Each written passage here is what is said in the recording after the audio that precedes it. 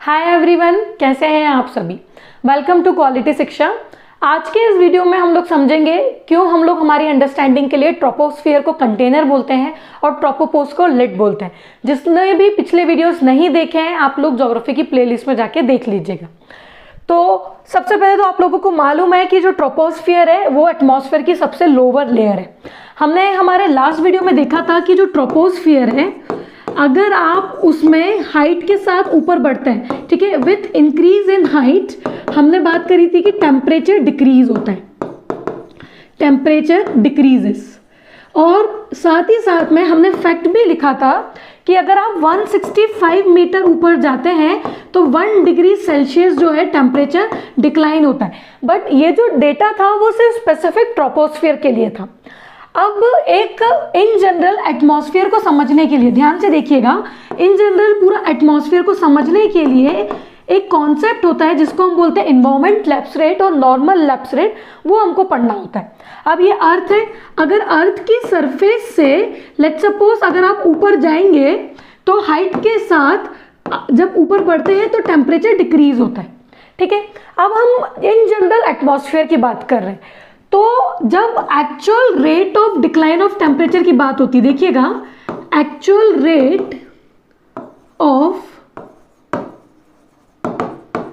Rate of decline in temperature को बोला जाता है एनवायरमेंट लैप्स रेट, ठीक है। तो याद रखिएगा कि एनवायरमेंट लैप्स रेट क्या होता है कि जब आप एटमॉस्फेयर में हाइट के साथ ऊपर जा रहे हैं तो जो एक्चुअल टेम्परेचर डिक्लाइन हुआ है उस वैल्यू को बोला जाता है एनवायरमेंट लैप्स रेट।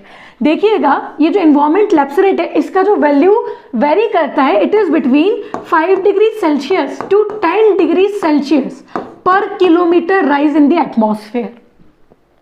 अगर आप 1 किलोमीटर ऊपर चढ़े तो 5 डिग्री सेल्सियस से लेकर 10 डिग्री सेल्सियस के बीच में अप्रोक्सीमेटली आपका जो टेम्परेचर है वो डिक्लाइन होगा। तो फिर नॉर्मल लैप्स रेट क्या है? नॉर्मल लैप्स रेट और एनवायरमेंट लैप्स रेट में सिर्फ इतना सा अंतर है कि अगर मैं बोल दूं average value of ELR, average value of ELR is called NLR, मतलब नॉर्मल लैप्स रेट। तो ये जो आपकी अलग अलग वैल्यूज डिक्रीज होती है ऊपर जाने के साथ एटमॉस्फेयर में हाइट के साथ, तो अगर आप उसका एवरेज ले लेंगे तो आपको क्या मिल जाएगा? Normal lapse rate. और जो नॉर्मल लैप्स रेट का वैल्यू है it is 6.5 degree Celsius per kilometre rise in the atmosphere. तो अगर कभी भी वनडे एग्जाम में या ऑब्जेक्टिव्स में आपसे पूछ ले कि NLR क्या है तो आप याद रखिएगा कि एटमॉस्फेयर में जब ऊपर जाएंगे तो टेम्परेचर डिक्रीज होगा और उसका जो वैल्यू होता है it is approximately 6.5 degree Celsius per kilometre, ठीक है, राइज इन द एटमॉस्फेयर। अब एक और भी आप लोगों के मन में डाउट आ सकता है कि मैम स्ट्रेटोस्फियर में तो टेम्परेचर बढ़ जाता है, तो टेम्परेचर बढ़ता तो है लेकिन वो ओजोन के प्रेजेंस से बढ़ता है। थर्मोस्फीयर में फोटो आयोनाइजेशन होने की वजह से भी टेम्परेचर बढ़ता है, but this are certain exceptions. But हम इन जनरल अगर एटमॉस्फेयर की बात करेंगे तो विथ इंक्रीज इन हाइट हम क्या पढ़ते हैं कि टेम्परेचर डिक्रीज करता है अगर स्ट्रेटोस्फीयर और थर्मोस्फीयर को हटा दो। अब देखिएगा कि जो नेक्स्ट कॉन्सेप्ट है temperature inversion. But temperature inversion समझने के लिए आप लोगों को ये याद होना चाहिए कि जो आप लोगों ने लास्ट टाइम ट्रोपोपोज की हाइट मेंशन करी थी, याद है आप लोगों को? ये हमने इक्वेटर मार्क करा था, ओके, ये पोल्स नॉर्थ पोल या साउथ पोल कोई भी हो सकता है, ठीक है, ये अर्थ का सरफेस। अब देखिएगा हमने मार्क करा था कि 18 किलोमीटर हाइट होती है ट्रोपोपोज की। This is your tropopause, correct. This is 8 kilometre approximately, है ना। यहाँ पे हम लोगों ने टेम्परेचर -80 डिग्री सेल्सियस मार्क करा था, यहाँ पे हमने -45 डिग्री सेल्सियस मार्क करा था, है ना। याद है आप लोगों को? सेम डायग्राम हम लोगों ने समझा था लास्ट क्लास में। अब आप हाइट के साथ ऊपर जा रहे हो, टेम्परेचर डिक्रीज हो रहा है, ये भी हमने बात कर ली। ध्यान से देखना कि अगर सन की इंसोलेशन इक्वेटर पे फॉल हुई, है ना, जब सन की इंसोलेशन इक्वेटर पे आती है तो जो इक्वेटर पे सरफेस पे जो एयर होती है इट गेट्स हीटेड अप। गर्म होने की वजह से वो हल्की हो जाती है, हल्की होके वो ऊपर की तरफ उठती है। As it rises, it gets adiabatically cooled because of expansion. Adiabatic change in temperature पे भी हम बात कर चुके हैं. तो अब देखिएगा, अगर मैं इसको ड्रॉ करूं तो मैं क्या इसको ऐसे ड्रॉ कर सकती हूं? ध्यान से देखना. This is equator, this is poles. ये मेरा ट्रोपोपोज है ना. हम इक्वेटर पे ना मार्क करते हो, हम इन जनरल लोअर लैटिट्यूड्स की बात करते हैं. यहां से आप इधर जाएंगे तो लैटिट्यूड बढ़ता जा रहा है. This is 90 degree, this is 0 degree. तो अब जब सन की इंसोलेशन रिसीव हुई तो क्या बनना स्टार्ट हो गए? कन्वेक्शनल करंट्स बनना स्टार्ट हो गए. कन्वेक्शनल करंट्स क्यों बने? क्योंकि जो एयर है वो कन्वेक्शन की वजह से गर्म हुई, और जो वर्टिकल मूवमेंट एयर का होता है उसको क्या बोला जाता है? उसको करंट बोला जाता है. अब ये कन्वेक्शनल करंट एक हाइट तक ऊपर जाएंगे, इसके बाद ये वापस से धरती की तरफ टर्न हो जाते हैं, अर्थ की तरफ वापस आने लग जाते हैं. क्यों? क्योंकि जब ये ऊपर जाते हैं तो जाते जाते ये कूल होने लग जाते हैं. कूल क्यों होने लग जाते हैं? क्योंकि एक्सपैंड होंगे और ये एडियाबेटिकली कूल्ड हो जाएंगे. तो जितने भी कन्वेक्शनल करंट्स हैं वो सबकी सब अर्थ में डिसेंट बैक हो जाते हैं. आप लोग लिख लीजिएगा यहाँ पे, descends back to the earth. और साथ ही साथ में ये भी याद रखिएगा कि जो कन्वेक्शनल करंट बने हैं ये क्यों बने हैं? Warm air rises up in the atmosphere, जिसकी वजह से कन्वेक्शनल करंट बने. और ये सी का मतलब क्या है यहाँ पे? Adiabatically cooled. ठीक है, कन्वेक्शनल करंट्स आपके क्या हो गए? एडियाबेटिकली कूल्ड हो गए. अब ध्यान से देखिए, ये वापस क्यों लौटने लग जाते हैं? एक कारण तो ये बिल्कुल सही है कि जब ये ऊपर जाएंगे तो ये ठंडे होने लग जाएंगे, एडियाबेटिकली कूल होने लग जाएंगे, तो ये अब हाइट में ऊपर राइज नहीं कर पाएंगे, इसलिए डिसेंट बैक हो जाते हैं. एट द सेम टाइम आप लोग भूलिए मत, ट्रोपोपोज एक जोन है जो ट्रोपोस्फियर और स्ट्रेटोस्फियर को सेपरेट करता है. तो अगर आप ध्यान से देखेंगे तो ट्रोपोपोज के बाद, ठीक है, ट्रोपोपोज के बाद जो नेक्स्ट लेयर आपकी एटमॉस्फेयर में आएगी, दिस इज योर स्ट्रेटोस्फियर. अब स्ट्रेटोस्फियर में अगर आप देखेंगे तो स्ट्रेटोस्फियर में with increase in height temperature increase होता है. क्यों? क्योंकि वहां पे ओजोन की प्रेजेंस है. करेक्ट. तो रीजन ये बोला जाता है कि ये करंट्स वापस से धरती की तरफ या वापस डिसेंड बैक क्यों करें? क्योंकि ध्यान से देखिएगा, because there is a case of temperature inversion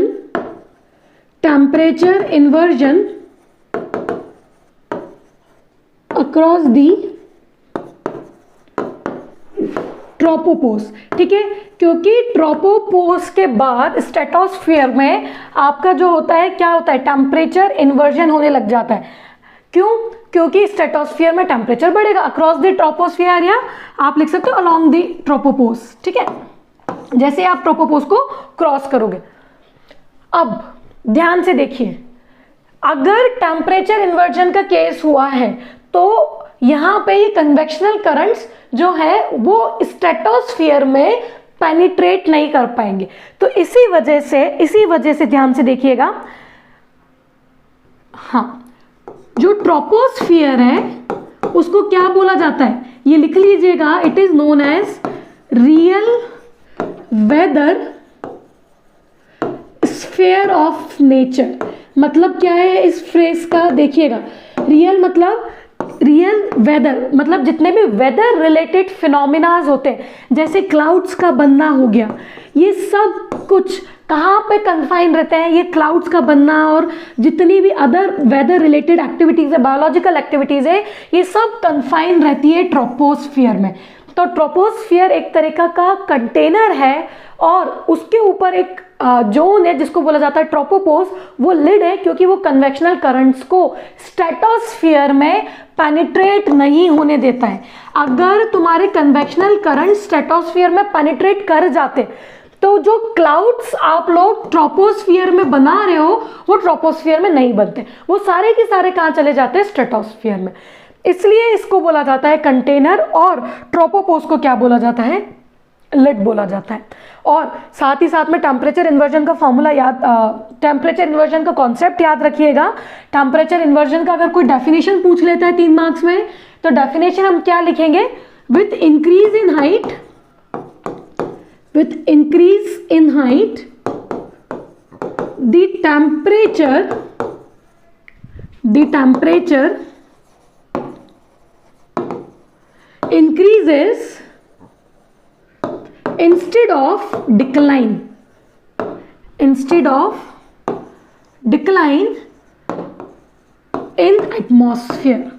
atmosphere में टेम्परेचर कम होने की वजह क्या हो जाता है, बढ़ जाता है। उसी को क्या बोलते हैं, टेम्परेचर इन्वर्जन।